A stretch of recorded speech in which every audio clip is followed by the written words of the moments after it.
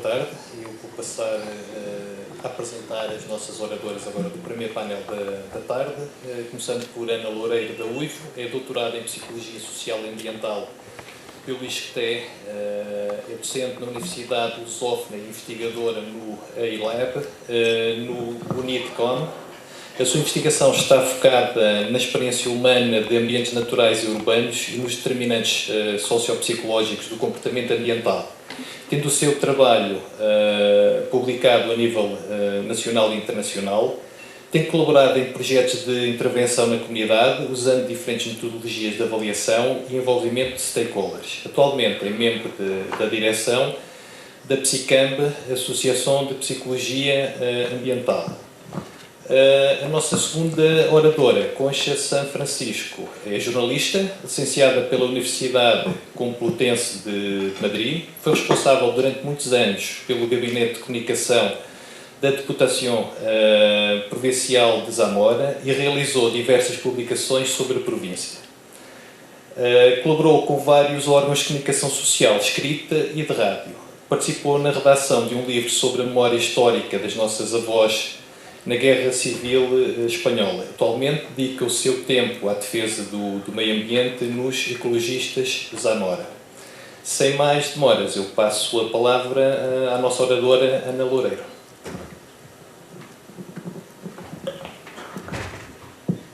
Está a funcionar. Obrigada, Nuno. Então, antes de mais, gostava de adicionar, porque aquilo que ouviram foi assim um bocadinho a minha biografia mais profissional e para contextualizar porque é que eu estou aqui e estou aqui em nome do UIF, não é? Como é que uma lisboeta veio parar atrás dos montes, e nomeadamente ao UIF. Portanto, eu, enfim, já vim parar atrás dos montes já há uns 30 anos, primeiro para visitar e depois porque fiz a tese de mestrado sobre o parque.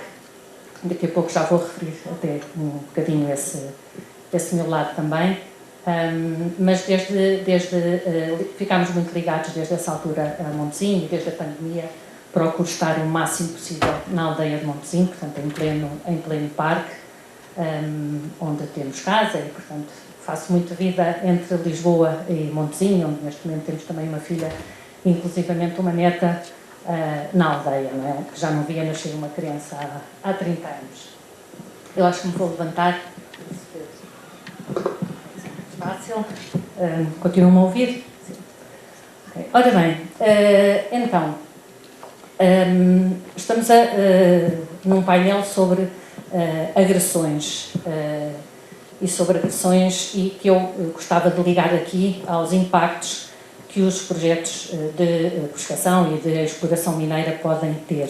Portanto, o UIF, como o Rui já referiu também na sessão de abertura, foi constituído em 2021, não por causa de um projeto de prospecção em Portugal, mas do outro lado da fronteira, não é? E, portanto, nós que estamos muito perto da fronteira, para nós isso é uma linha bastante difusa, não é? Quando saímos, damos 2 passos e já estamos do lado espanhol, vemos as eólicas em Espanha e, portanto, para nós a perspectiva de uma mina logo do outro lado da fronteira tinha tanto impacto como tem neste momento, como tem estes projetos agora mais recentes, assim, aqui já nos concelhos de Bragança e de Vinhais, não é?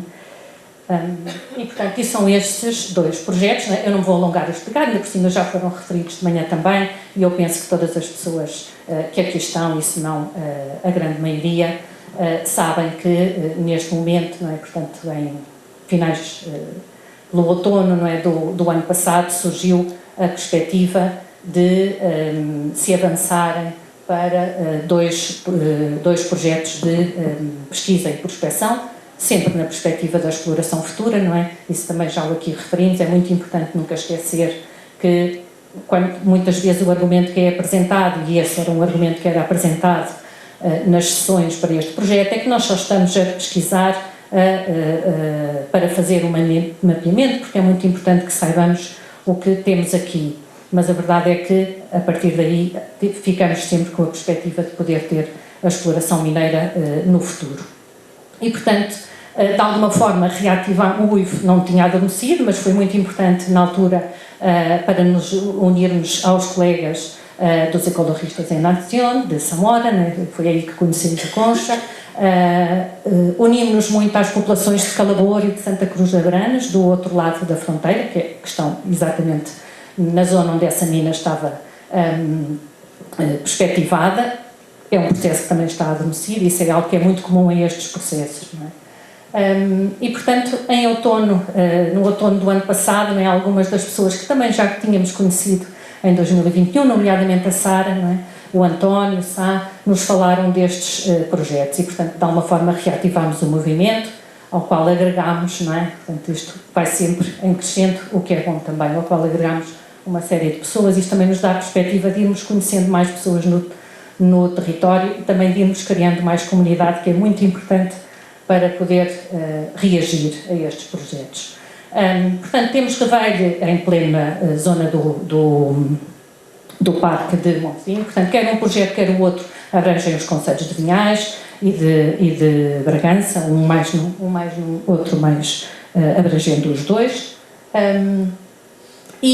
Porque é que são muito importantes, isso já foi aqui referido de manhã também e muito demonstrado, são muito importantes porque estão ou em plena zona do Parque Natural de Montesim ou Rede Natura 2000, em zonas classificadas, não é? E, portanto, é muito importante nós alertarmos, não é? E nós nunca deixarmos de recordar que estas zonas, se têm uma classificação, é porque são especiais. Portanto, a palavra especial não aparece nas classificações só porque sim, não é? Aparece realmente para marcar a distintividade que estes territórios têm. E isso é muito importante que nós o salientemos e que marquemos, não é, no fundo, que a defesa deste território é a defesa de algo que é especial. Não é especial só para as pessoas que já vivem. Quem fez esta classificação até foram pessoas que estavam fora, que estavam longe, portanto é especial para todos de uma forma geral. Contar um pouco a história do processo relativamente a estes dois processos. E com isto, aquilo que eu gostava de salientar também é que na história deste processo nós vemos a mesma história recorrente de outros processos deste tipo. Há outros pedidos de prospecção com vista à exploração mineira que têm as mesmas características deste processo.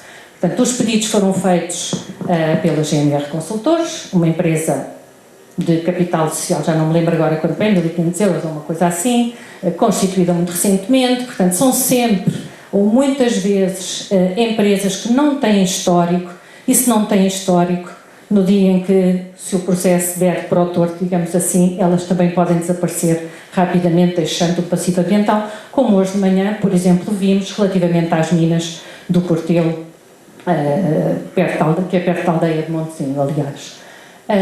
Portanto, estes pedidos de licença de prospecção foram feitos à DGEG em abril. Estes pedidos exigem pareceres das autarquias e, no caso destes pedidos, Revelho e Valongo tiveram um parecer favorável condicionado pela Câmara de Vinhais, ainda durante o tempo útil, digamos assim, para poder ser, é esse parecer que é válido, digamos assim, para a decisão que a DGEG venha a tomar sobre este processo, e a Câmara Municipal de Bragança não emitiu o parecer em tempo útil, digamos, portanto, durante o decorrer do processo para ser validado pela DGEG. Emitiu depois, mais tarde, também um parecer, já em resposta, digamos assim, à pressão das populações e, nomeadamente, das juntas de freguesia também. O parecer do ICNF é claramente desfavorável para estes pedidos e está claramente fundamentado nas características excepcionais que estes territórios têm e estes espaços têm, e o parecer da APA é altamente condicionado, nomeadamente por causa dos previsíveis impactos ao nível dos aquíferos, não é? Portanto, já vimos hoje de manhã também como a água é uma característica tão importante deste território e tão fundamental para as suas características e para a sua preservação. Decorreu depois o processo de consulta pública, por algo não lembro exatamente quando é que fechou, 4 de novembro, algo assim, portanto entre outubro e novembro. E foi nesta altura que as populações, digamos assim, que houve um grande alerta junto das populações, quer as que cá estão, quer filhos das terras, digamos assim, e que estão fora, e que originaram um processo de mobilização coletiva muito forte. E esta, nomeadamente a consulta pública de Valongo, mas também a de Reveiro, teve um nível de participações imenso, bateu recordes, digamos assim, acho que podemos dizê-lo. Houve, por exemplo, uma característica durante este processo foi que o parecer do ICNF não estava no portal até praticamente, ou mesmo até à véspera do fecho do processo de consulta pública. Isso é uma coisa totalmente inaceitável, que é a de, no fundo, foi não estar a prestar às populações, estar a pedir um parecer, não é? Ou estar a pedir às pessoas, ou dizer às pessoas, vocês podem se manifestar, mas não têm aqui a informação que é útil para poder fundamentar um parecer numa consulta pública. E ele apareceu um pouco milagrosamente, enfim, em resultado de uma pressão de um órgão de comunicação social. E era, de facto, o parecer que eu referi há pouco, totalmente desfavorável e bem fundamentado, não é? Portanto, onde no fundo tínhamos argumentos que podíamos usar, qualquer um de nós, depois quando estávamos no processo, a participar no processo de consulta pública. Neste momento ainda se está a aguardar o resultado do parecer da DGE, portanto, todo aquele rebuliço, extensão que tivemos nesta altura, de alguma forma está um pouco adormecido e nós não o queremos deixar, e é por isso que, por exemplo, se organizam estas jornadas e continuamos a trabalhar, no fundo, porque não se sabe exatamente quando é que vai aparecer e qual vai ser o resultado. Portanto, gostava só de salientar também aqui, relativamente a estes processos, que eles têm características semelhantes. Ainda ontem eu estava a ler uma notícia sobre também uma prospecção dos caulinos em Montemor, não é? Portanto, no centro do país, e parecia que estava a ler a mesma história, não é? Portanto, qualquer história que qualquer caso, mais daqui a pouco vamos ter as pessoas do Barroso e elas vão-nos poder contar a mesma coisa, coisas que nós vivemos nestes processos. O Barroso viveu, o Ticas viveu, os caulinos em Montemor estão a viver, portanto, há sempre um padrão, não é? Que é muito comum nestes processos e que, no fundo, é o de afastar as pessoas destas decisões. Ora bem, que impactos tem então? Eu não me vou alongar muito, até porque os impactos ao nível do património natural, que são, ou que podem ser, quer a prospecção, quer a própria exploração, podem ser ou serão naturalmente muito negativos, muito nefastos, e penso que aquilo que os colegas do IPB hoje de manhã nos falaram mostra bem, não é, o que está em causa, não é, quando podemos ter a perspectiva de uma mina a céu aberto de não sei quantos hectares, não é? É totalmente, no nosso ponto de vista, é totalmente incompatível com o caráter excepcional que o nosso património tem. Património natural, património arqueológico, portanto, quando começamos a pôr em causa a nossa memória, perdemos também um pouco daquilo que nós somos. E aquilo que nós somos é, de facto, aquilo que nos define como pessoas. Há muitos impactos ao nível social e ao nível económico, podemos juntar estas duas palavras mais ou menos, que estes projetos que têm um grande impacto ao nível do ambiente têm nas pessoas também.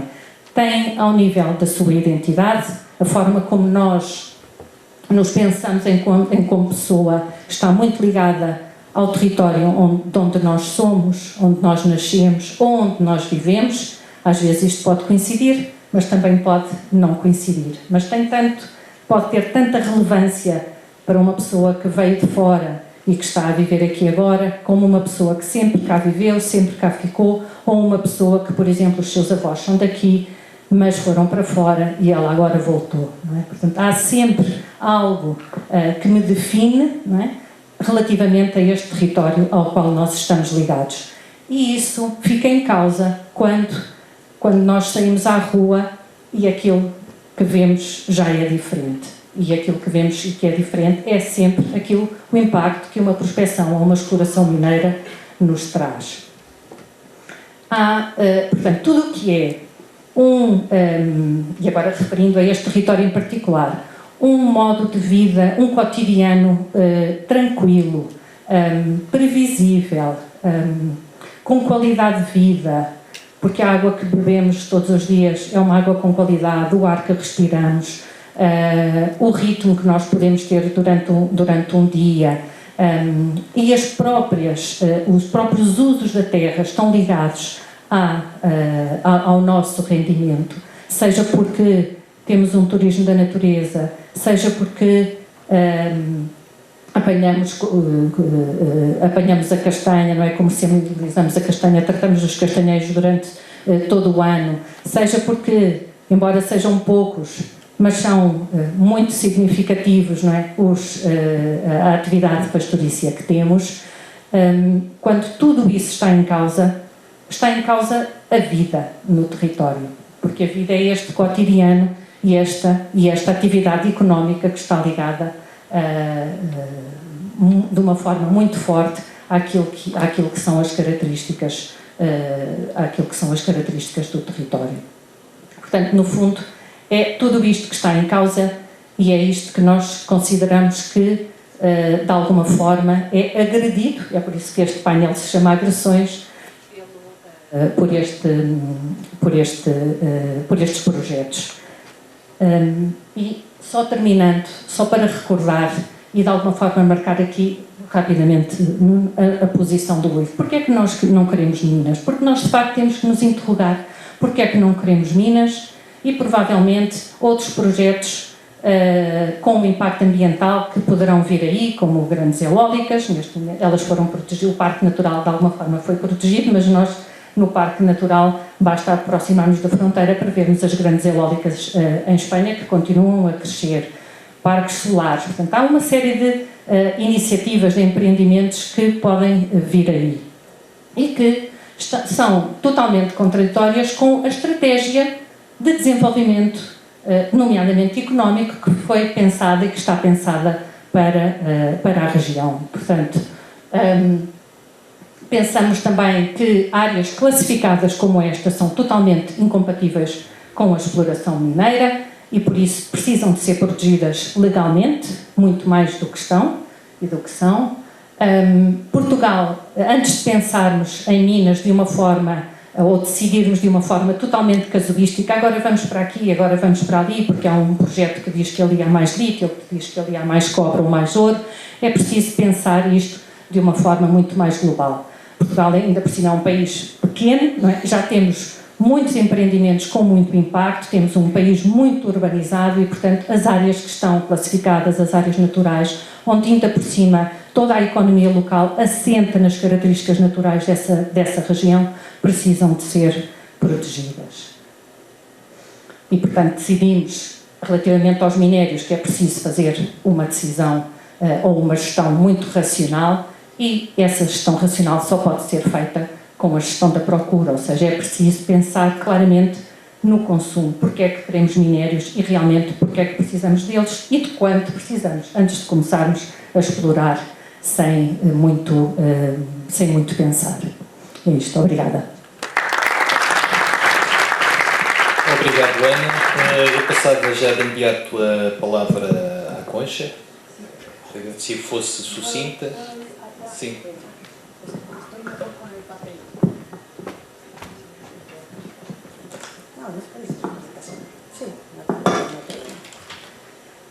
Bueno, boa tarde, moito obrigada por estar aquí, por convidarnos a Ecologistas Zamora a participar en esta jornada. Disculparme porque voy a hablar en español, no puedo, aunque me gusta mucho el portugués. Bueno, hablamos de las agresiones, estamos totalmente de acuerdo con lo que ella ha comentado, con Ana Loureiro, por supuesto. Hablamos de las agresiones en tanto que son ataques a la gente, y la humana es la especie más ecocida que existe, claro, por supuesto. Y atenta incluso contra su propio territorio, que ya es decir, es nuestra manera agresiva de estar en el mundo, los humanos, ¿no? Yo voy a contar un poco lo que consideramos las agresiones últimas que hemos tenido en esta provincia, hablo de Zamora, claro, en los últimos, en mi generación prácticamente, la hemos visto pasar, ¿no? Y luego hablaré ya directamente del caso de Calabor, de la mina que está aquí muy cercana, ¿no? En primer lugar, en esta generación nuestra hemos visto agresiones, empezando por una muy fuerte que fueron las presas hidroeléctricas. Inundaron tierras, expulsaron familias, la riqueza se fue con la electricidad al norte, al País Vasco, donde estaban las fábricas. Después la agricultura industrial pues, cambió totalmente la estructura del tamaño de las explotaciones ganaderas. El tamaño sí importa en este caso. Las explotaciones agrarias, cada vez se intensificó más, todo se fue haciendo cada vez más industrializado, y ahora mismo tenemos un ataque ya muchísimo mayor, que es el de las explotaciones porcinas de porcos, de cerdos, ¿no? Que están destruyendo por completo los acuíferos en la provincia de Zamora. En muchos pueblos ya cada vez más tenemos el agua ya contaminada por nitratos, ¿no? Tras estas aparecen también, ahora ligadas a ellas, aparecen las plantas de biogás y de biometano. Son terribles, es un trasiego permanente de basura y de desechos, y estas tenemos ya varias encima de los proyectos, ¿no? También el hidrógeno verde es otra de las nuevas agresiones que se aparecen ya. Ya tenemos también varios proyectos en la provincia. Está ligado también a Portugal, porque va a pasar por ahí el gasoducto del hidrógeno verde, desde Celorico pasando por Zamora, y constituye también otro peligro inminente, ¿no? Y por supuesto tenemos ahora sobre la mesa y sobre el territorio la mayor agresión que hemos sufrido en estos últimos tiempos, que son los polígonos fotovoltaicos y aerogeneradores. Ahora mismo el paisaje está afectado muy brutalmente, todo ello además sin ninguna planificación territorial, que ese es el mayor problema. No hay planificación por parte del Estado, han dejado que vengan las empresas a demanda y como puedan entrar en los ayuntamientos. Claro, ofrecen dinero. Entonces, bueno, todo esto ha seguido expulsando población. No hemos conseguido solucionar ningún problema que no conozcamos ya. La población sigue marchándose. La pregunta es qué vamos a hacer con estas agresiones, y sobre todo si debemos permitir que sigan destruyendo nuestro hábitat, y a cambio de qué, porque aquí no hay a cambio de nada, no quedamos con riqueza en nuestro territorio. Además, eso no es riqueza.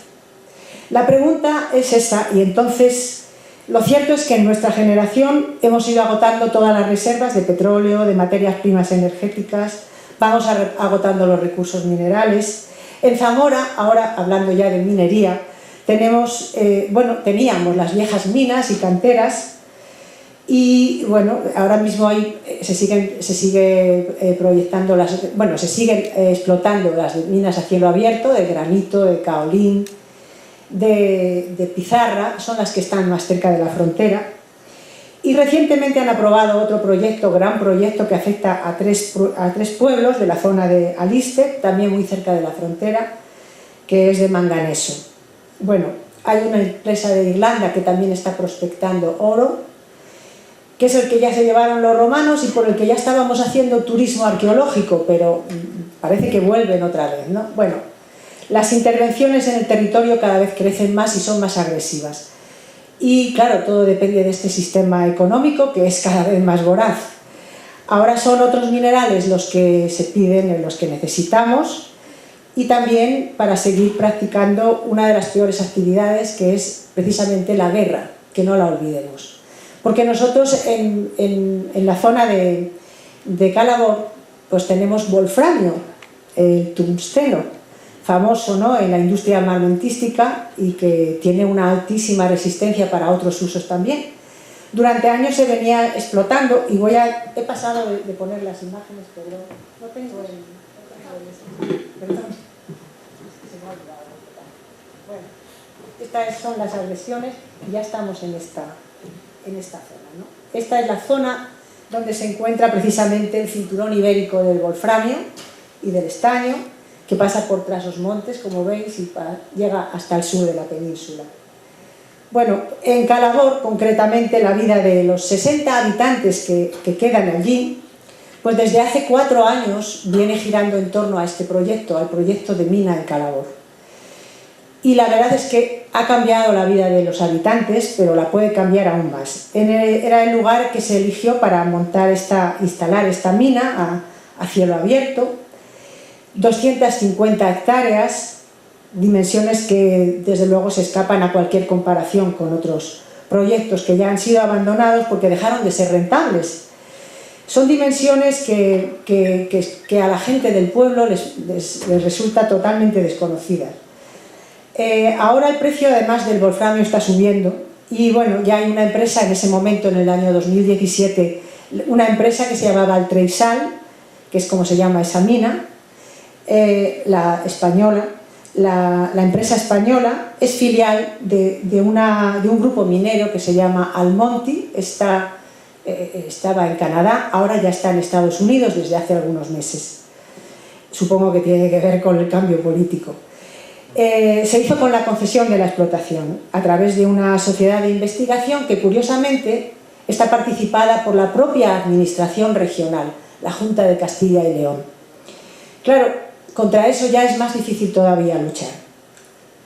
Esta es la mina, bueno, el proyecto de mina es una recreación, pero lo cierto es que cuando ese proyecto llegó al Ayuntamiento de Calabor, el Ayuntamiento es el de es Pedralba de la Pradería, es el Ayuntamiento, la Cámara Municipal. Esa mina al Ayuntamiento dio dinero, nada más que dinero. Lo cierto es que consulta pública no hizo ninguna, los vecinos no se enteraban de que estaba este proyecto sobre la mesa. Nosotros desde ecologistas empezamos a moverlo y a acercarnos a la localidad, allí nos contaron ya algunos datos, gente del lugar, y investigamos de qué iba este gran proyecto, ¿no? Claro, la minería ahora mismo está declarada como estratégica y eso va a suponer un cambio tremendo. Todavía estas minas no son estratégicas, declaradas estratégicas por Europa, porque eso significa que se van a saltar, por supuesto, todo el estatus tienen un estatus prioritario, se van a saltar todas las medidas medioambientales que protegen estos espacios. Y ese es el mayor peligro de la declaración estratégica, ¿no? Y es que además, en este caso, en Calabor se trata de depósitos que están muy mezclados. No son vetas muy puras, sino que están muy mezcladas. Y eso significa que la agresión va a ser aún mayor, porque necesitan explotarla con medios mucho más brutales, digamos, para el territorio. Hay una experta en España que se llama Alicia Valero, que es profesora de la Universidad de Zaragoza y es autora de un libro que se llama Tanatea, límites materiales de la transición energética. Ella dice que explorar, extraer, triturar y procesar toneladas de roca implica un gasto energético exorbitante, tanto que muchos proyectos posiblemente se van a quedar incluso a medias, no van a poder terminarse porque el precio de la energía sube cada vez más, porque tenemos cada vez menos petróleo, ya veremos cómo va a pasar, pero es posible que queden en el aire, pero iniciadas, lo cual es todavía peor, más traumático para la zona, ¿no? No descartemos esa posibilidad. En el proyecto de Calabor, en realidad, todo resulta muy grande y no tiene nada que ver con todo lo que se conocía.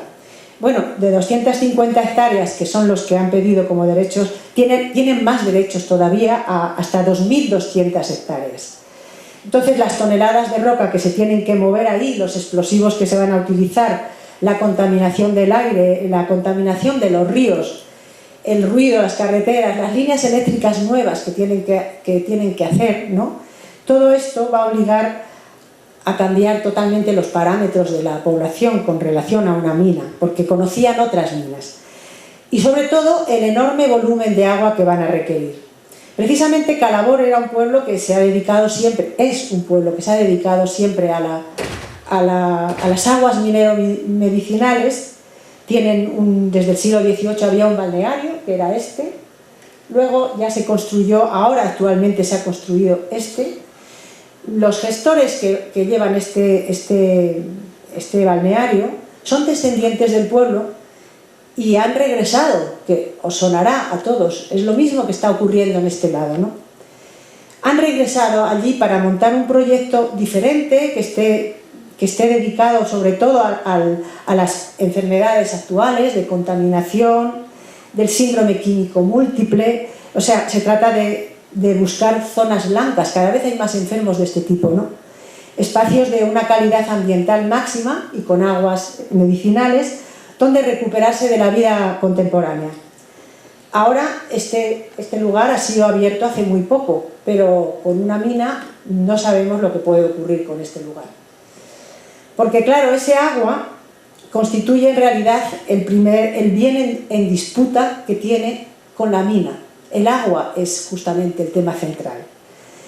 Y es curioso que esto le haya caído a Calabor, precisamente, ¿no? Porque si se construye, va a requerir de un ingente volumen de agua en las plantas de tratamiento y podría también afectar, de hecho, la Confederación Hidrográfica del Duero es la que ha informado claramente que va a afectar a los acuíferos, al nivel freático de los acuíferos. Porque el proyecto pues, pretende utilizar las aguas subterráneas, las pluviales, arroyos, ríos, todo. Necesitan mucha agua, un volumen de agua tan enorme que no sé cómo van a poder llevarlo a cabo, vamos. Entonces va a modificar mucho las aguas subterráneas y las superficiales, eso es el gran problema. Esas aguas además se comparten con Portugal y eso fue uno de los puntos que nosotros presentamos también en las alegaciones, porque el río Calabor, que aquí se llama Abeleda, cambia de nombre en Portugal y se funde luego en el río Sabor, es el río que abastece la ciudad de Braganza y esto, bueno, son todas las aguas, la cuenca fluvial de la zona de Calabor, con todos los regatos, ríos, etcétera, más. Y esas son las instalaciones previstas y sobre ello es el movimiento de tierra, ¿no? Pero claro, el Calabor es el problema, es el dilema con esto. Supone una afección tan fuerte que, digamos, bueno, la Cámara Municipal de Braganza fue la primera que se opuso a este tema, lo dijo claramente en ese momento. Porque el problema es que, el problema fundamental es que este territorio, en donde se pretende ubicar la mina, el ayuntamiento, cuando llegó el proyecto, pues lo primero que hizo fue modificar las normas urbanísticas. Entonces pretendía clasificar como suelo de actividades mineras lo que era un recurso natural, un terreno rústico. Entonces, además se encuentra en la red Natura 2000, está clasificado con protección natural, de interés comunitario, de especial protección de las aves, un espacio además que coincide con la zona de conservación de la Sierra de la Culebra, donde se encuentra, como sabéis, la mayor concentración de lobos de Europa y comparte el territorio con Montesinos, los lobos, que afortunadamente no saben nada de fronteras. Todo este espacio además está integrado en la Reserva de la Biosfera Transfronteriza Meseta Ibérica, cuyo reconocimiento por parte de la UNESCO precisamente ahora en junio va a cumplir 10 años.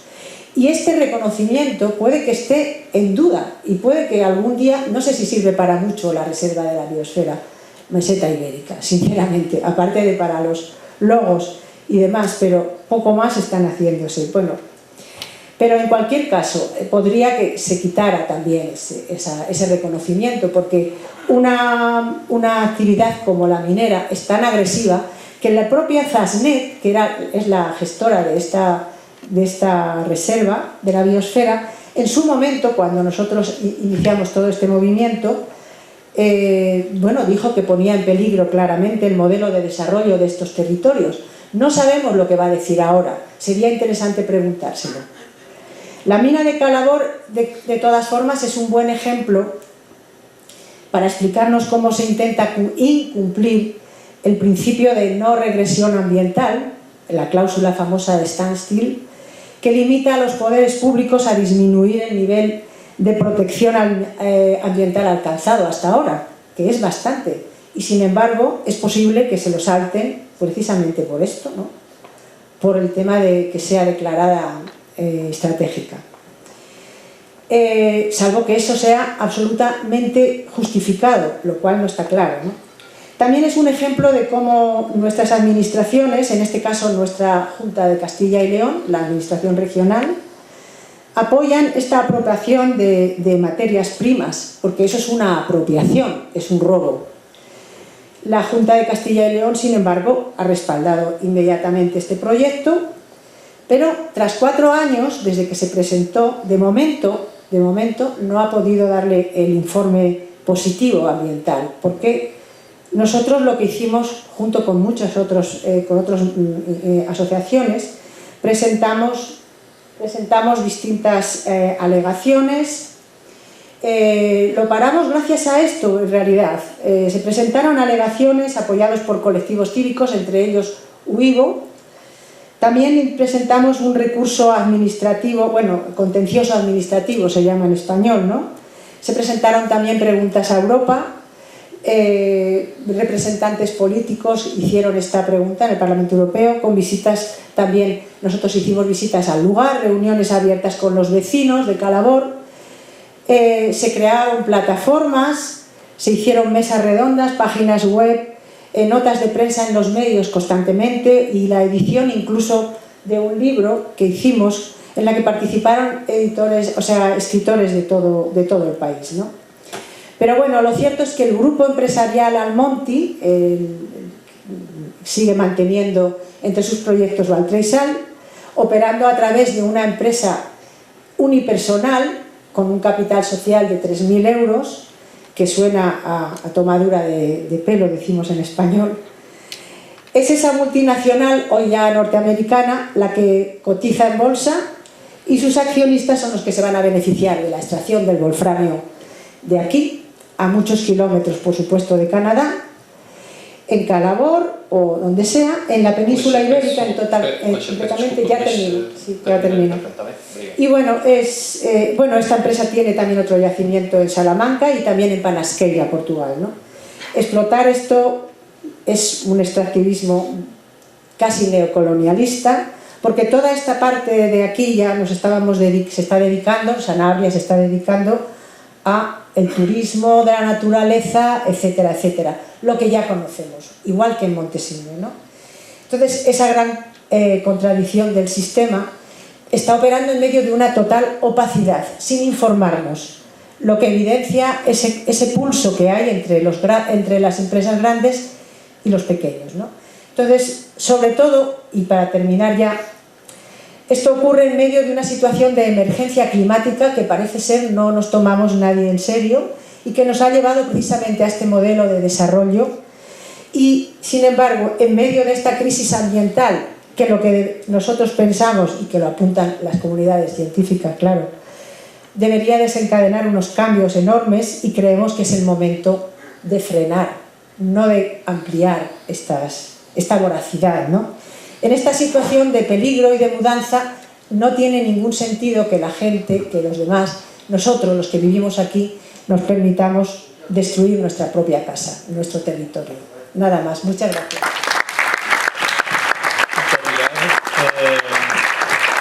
É uma descrição interessante, temos pouco tempo, daí eu ter acelerado um pouco. Vê-se aqui muito que os problemas do outro lado da fronteira também são os problemas que nós temos cá no nosso país. E ia passar para as perguntas por parte do público.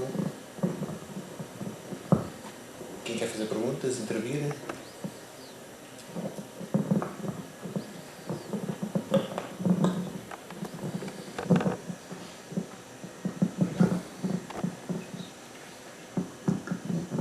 Eu tenho unha cuestión, unha impresión de que parece que há algunha diferencia, non sei se é casualidade, pero cá en Portugal as cámaras apoian os protestos contra os mineiros, coisa que non acontece que saiban en España, na Galiza.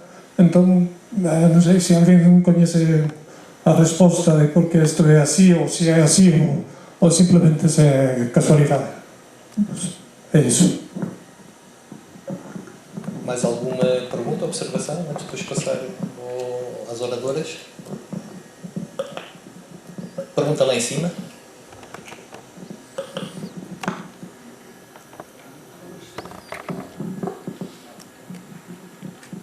Boa tarde a todos. Eu chamo-me Telêmaco, sou natural e residente em Vinhais, fui aqui criado e conheço bastante bem uma antiga exploração de ouro em Vinhais. O que eu gostava de perguntar ao painel era o seguinte: sabem há quantos anos foi feita a última prospecção de ouro em Rebelha? Eu posso lhes dizer, foi há 40 anos. Gastaram-se lá milhares de contos. Milhares de contos. Uma empresa de Braga veio fazer ali a exploração. A exploração não. A prospecção. Que é diferente de exploração, como se diz. E sabe-se quais são os resultados que teve aquela prospecção? Provavelmente sabe. Alguém conhece o relatório dessa prospecção? Provavelmente não conhecemos. O que eu posso dizer é que Rebelha tem realmente uma das maiores percentagens de ouro por tonelada. O que acontece é o seguinte, é que é inviável. Porquê? Porque o espaço é muito pequeno. Era só isto que eu tinha para dizer, não tenho pergunta nenhuma para fazer, embora eu seja membro da Assembleia de Freguesia de Vinhais e tinha votado contra uma moção contra as minas. E votei contra, vou dizer porquê. Porque nenhum membro da Assembleia de Freguesia estava preparado para analisar aquela moção. E nós temos primeiro tido estas jornadas, provavelmente eu estaria mais capacitado para o fazer. Ainda não estou neste momento, mas se calhar depois da jornada talvez esteja um bocadinho mais capacitado para falar sobre o assunto. Obrigado a todos. Mais alguma pergunta? Observação? Então vou passar às oradoras.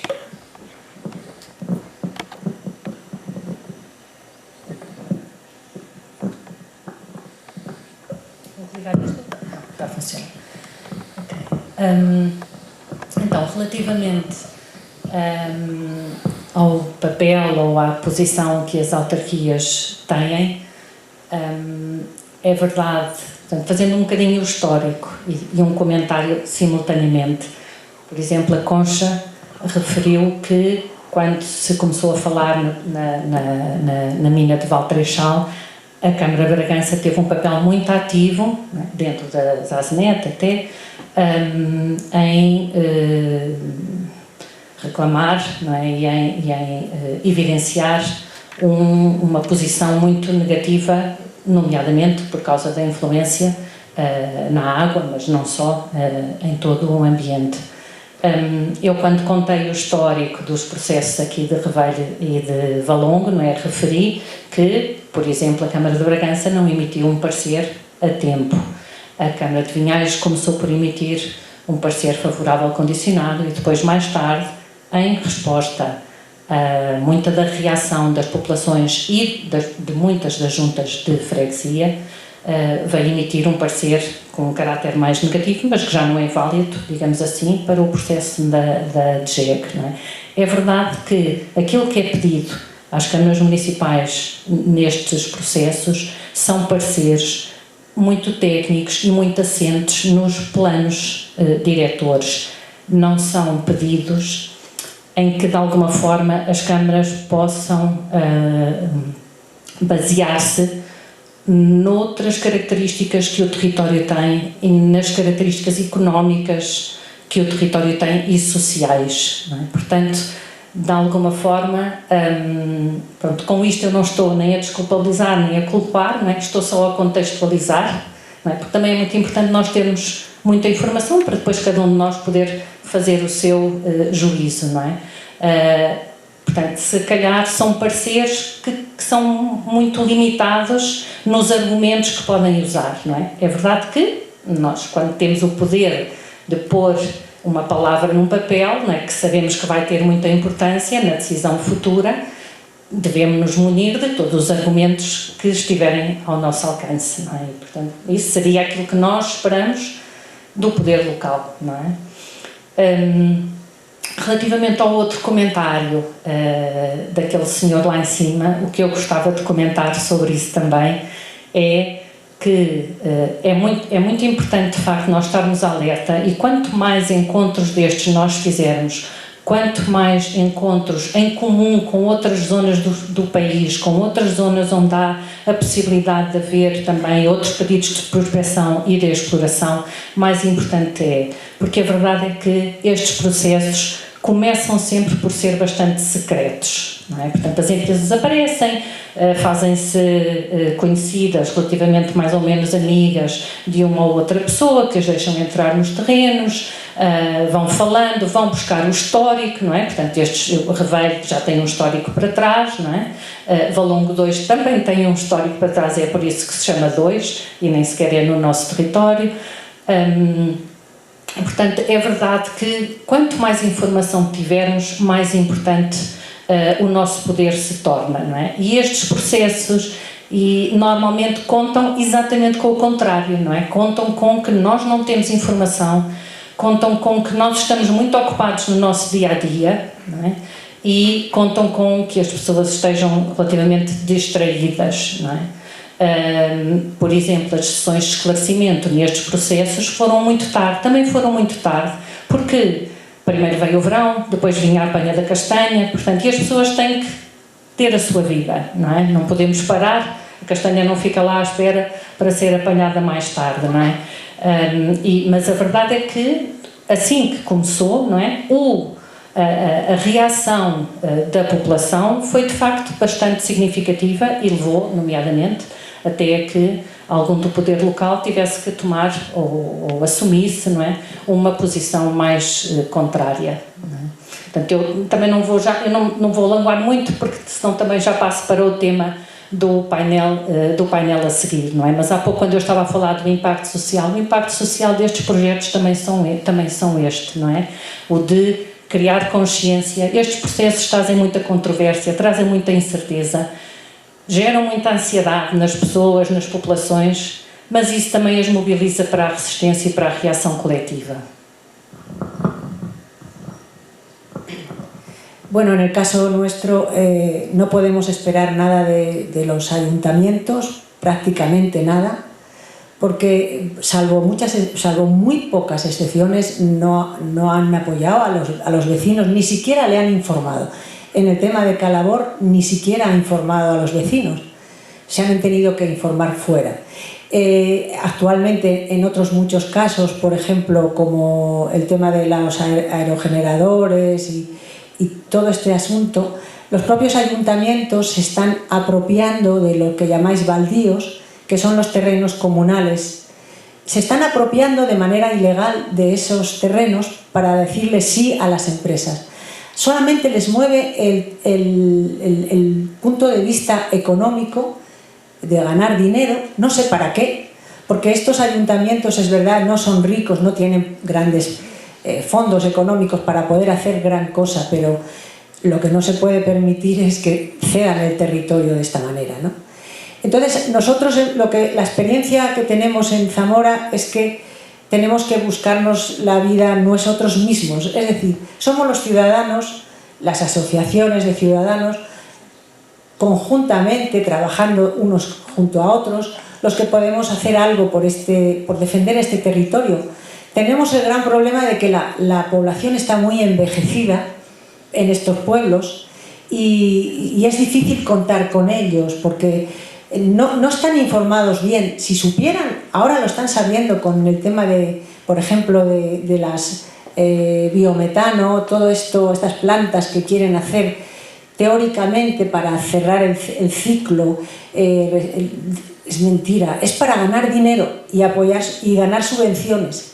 Todo esto están haciendo al calor de unas subvenciones de Europa que nos están destruyendo a nosotros en estas zonas, que somos zonas de sacrificio, y es cierto, pero no lo sabe la gente. Es muy difícil hacerles llegar este mensaje, pero hay que ser activos, juntarnos, unirnos con los de al lado, con los de el otro lado de la raya, en nuestro caso con vosotros, y actuar conjuntamente, porque si no, lo que le vamos a dejar a la generación que viene detrás, que son nuestros hijos, va a ser un territorio absolutamente industrializado, pero la experiencia es que no deja riqueza en el territorio, como ya sabemos, porque nosotros necesitamos otro modelo diferente, no el industrial. Necesitamos un modelo que sea local y que mantenga la naturaleza y nos permita vivir. Sobre todo pensando en el cambio climático que se avecina,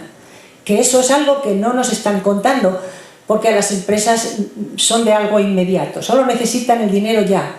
Y además, si le ponemos problemas como por ejemplo son las alegaciones en el terreno jurídico, ralentiza la situación y ni siquiera eso les interesa, abandonan muchas veces el proyecto y se van a otro lugar donde lo consigan más rápido. Olha, termina o nosso tempo. Penso que fica aqui um ponto extremamente interessante, que é a falta de transparência, a falta de informação, a falta de diálogo com quem está nos territórios, quem moldou as paisagens, quem lá vive. Eu queria agradecer às duas oradoras e passamos para o próximo painel.